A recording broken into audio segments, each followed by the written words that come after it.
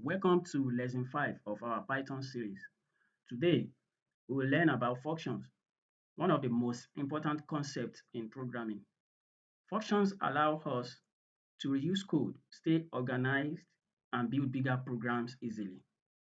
Let's begin. Function is one of my favorite parts in programming because it makes you feel like a king. In a single function, you can perform a lot of programs. Just call the name of the functions and everything is implemented. Let's start. I'm going to create another file and I'll call it lesson 5.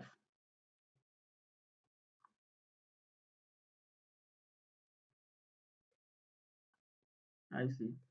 We have our lesson 5 file. Now, what is a function? A function is a block of code that performs a specific task.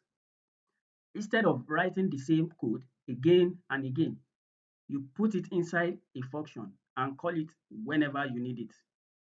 For example, if I do this, def in Python, def is the keyword to define a function. The meaning is just as it sounds.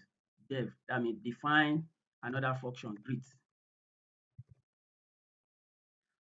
As I said in our last lesson, indentation is very important in Python. Without it, you have not written any good Python program because you are going to be encountering runtime error.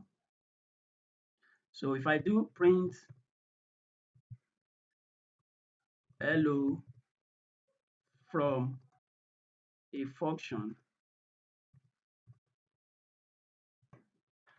as we say, we define function by the keyword def, which means define function greet. What if this function is going to do is going to print hello from a function whenever it is called. So this greet is the name of the function, and then the this code print hello from a function is going to run whenever this function greet is called. Now let's try to call this function and run our code. By doing this, we just call the function, simply call the function. Let me call it again. So I'm going to run the code now. Can you see? I call the function twice, and then we have our hello from the function printed twice. So that's not all. We also have function with parameters. You know, you can pass some value to functions and use it in your function block. Like if I do, if I do this, find a greet again, then I add parameter. That means this function is going to be expecting a parameter called name. So I then use my parameter in the function by using f-string to print our string out. So instead of me just saying hello from a function, so I want to greet the person bearing this name. So I can actually do this. Sorry.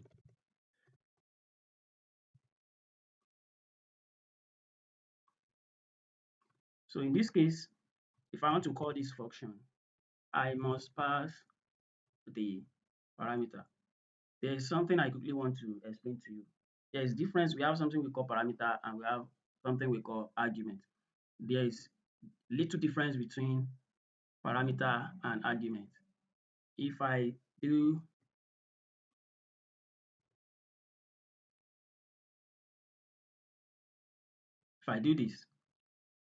this is our parameter, the placeholder in a function that is used inside the function code. Then this Amina is an argument passed to a function greet. So let's run our code to see what will be the result. So as you can see, we have hello Amina. So that's not all. We can also write a function that return values instead of us just printing. Not everything we need to print to the screen. So we may want to use the value for something, the calculation or something else, instead of us printing it to the screen. So then we have, I'm going to comment this out. Then we have define add. I'm defining another function. If I say a, b, this a, b are the parameter that this function is expecting to use. Return a plus b. So in that case, this is my function. This function is going to add a and b and return the value. So let me call this function. If I say, okay, let me assign it to a variable called result. So I can do add 10 and 20. So let's print the result. Print result. Now let's run our code. Can you see? The result is 30 as we expected. So this is just a return value from a function. As you see, we didn't print the result in the function. We just return the result, then we print it out ourselves. Okay. Now we are going to use function to create our calculator program, and we are going to extend the calculator program to add, subtract, multiply, and divide. So I'm going to comment this as well. So let's do that. Let's define our for. We define add, which we have done. A comma b. So we return. Before I do that, remember I said in our previous lesson, which is lesson 3, I said I'm going to quickly go through operator before we learn functions, because I don't want you to get confused. So there's something we call operators in programming. In Python, we have I'm going to name few of them, which are basic that you must use in this our series. So we have plus, minus, times, is what we use for multiplication, times, and division. Okay. We have equal sign, that is assignment operator. We have greater than, we have less than,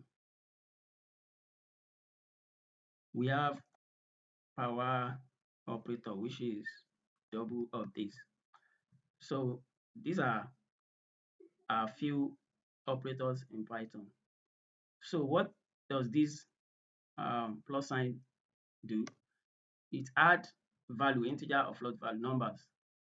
And this subtract number, and this asterisk is the multiplication sign in Python. So it multiplies numbers. We also have this /, which is used to divide. This equal sign is used to assign a value to a variable. We also have this. This is used to compare two values without considering the data type. But if you want to compare two values and which you must compare their data type, you have to use your 3 equal sign. For example, if I want to do this, if I do A equal, okay, let me, if I do A equal B, okay, for clarity, let me do this. If A equals, I assign equals to 15, string 15, and B equals integer 15. So I can compare A to B. A equals to B. This will be true because it will only compare the value. And if I want it to be, if I do this, this will be false because this means you have to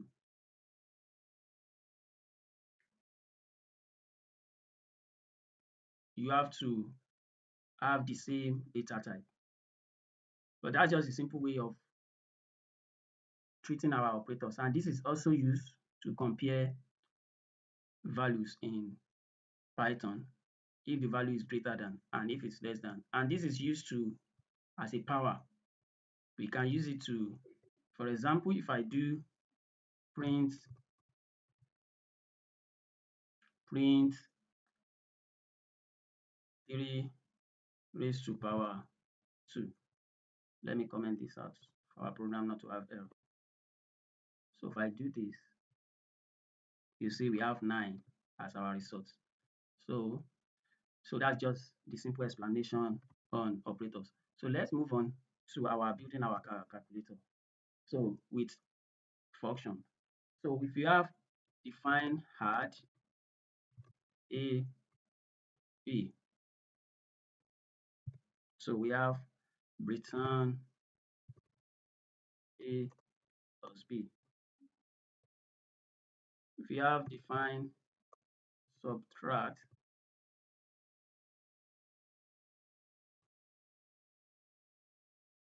A and B, so we are going to have return A minus B.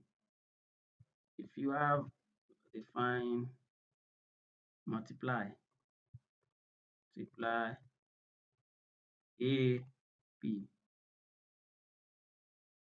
we are going to have return A multiplied by B. So if you have divide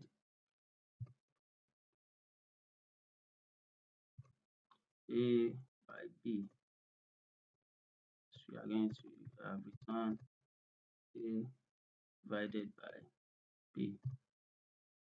So we have our 4 functions. So let's now build our calculator with these 4 functions. So we'll ask the user to do something, to pass us 2 values of number. Then we'll use our calculator to check what the user really wants to do with the 2 numbers. So let's have print. We are going to print out the operators the calculator are capable of doing to the user to choose one. Choose plus minus this or this. So if user do this, we are going to show this to user, and we are going to use what user pass to us. Input operation. So we ask the user to choose one of these operators, and then we are going to convert them. So x goes to float. We force the result to be first number.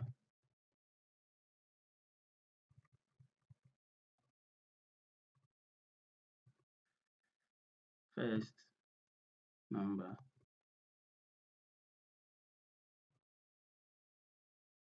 We ask the user again why to pass the second number.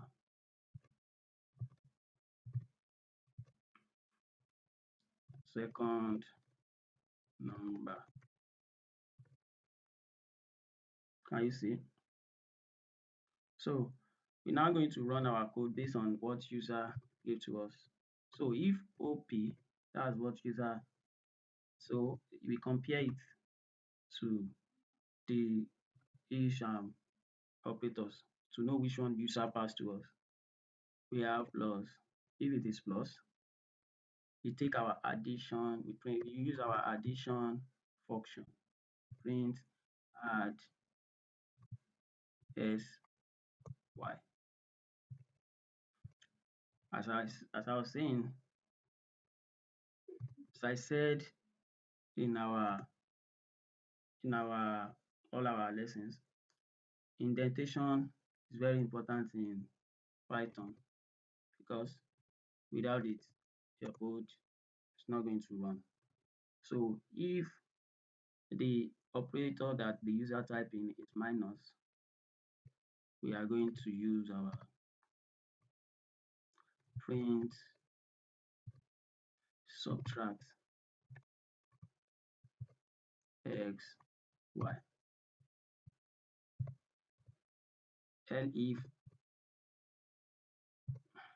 so, if is equals stereo, which is multiplication operator, print multiply x y. If L if OP equals division, we print divide x comma y. So we have to undo when user just decide to type in anything. So we print to user that you do what? You pass invalid operator, invalid operation.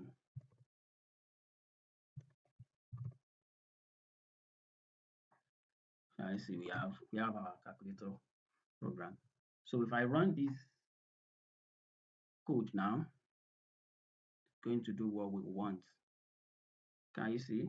As you print to the user the operators and ask user to choose. So I'm going to choose plus, then go, ask the user to type in first number 4, second number 6. What happened? We have 10. Isn't it? Let's run again and test other operators. We have, let me do minus. So first number 17, second number 7. What's our result? 10. Let me run it again, test our multiplication. So I'm going to choose multiplication. So if I do 3, second number 4, what do we have? We have 12. So if I do run it again, we are now going to do, if I have 25, sorry, okay, let's test this. You're going to see what's going to happen. 25, 5, what do we have? Invalid operation because I mistakenly typed number instead of operator. So let's use 25, no, again, stop.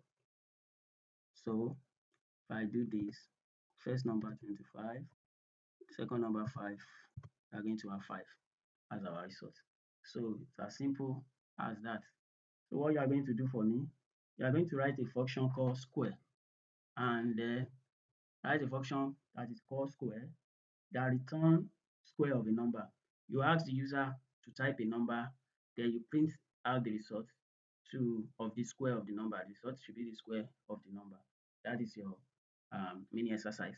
So great work so far. You now understand functions, how function work, how to create them, how to use them to build organized program. In the next, and we also talk a little bit about operators. So in the next lesson, we will learn about lists and how to store multiple values inside one variable. See you in lesson 6. Thank you.